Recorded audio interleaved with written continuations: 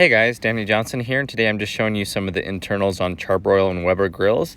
And so here's, we'll start here with the Charbroil one, and they assemble pretty much the same depending on the model.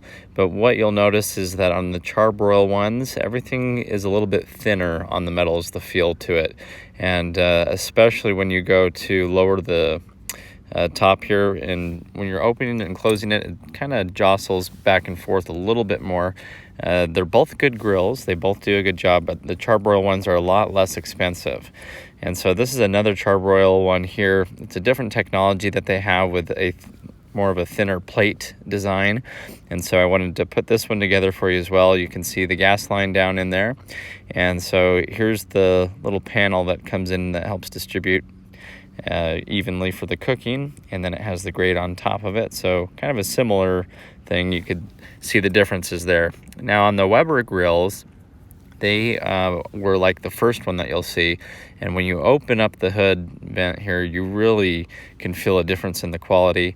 Also, just looking at the gauge itself, you can tell it's higher quality. So my overall impression is that the Weber grills are just a little bit higher quality all around. These pieces that we're putting down in here were pretty similar to what you saw on the Charbroil one, but the pieces themselves just feel thicker and a little bit higher quality. So this is just kind of my initial thoughts with this.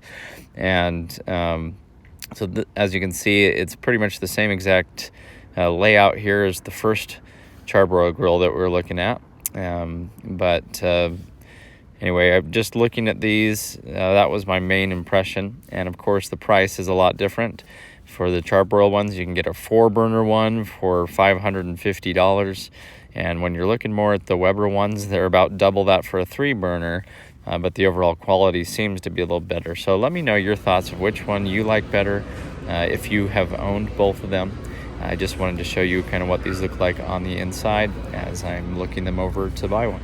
If you're new to the channel, please feel free to subscribe and check out my playlist on the home improvement that I've done with gazebos and sheds and floor treatments and everything that I'm doing for the home. So thanks for watching, and follow along if you're new.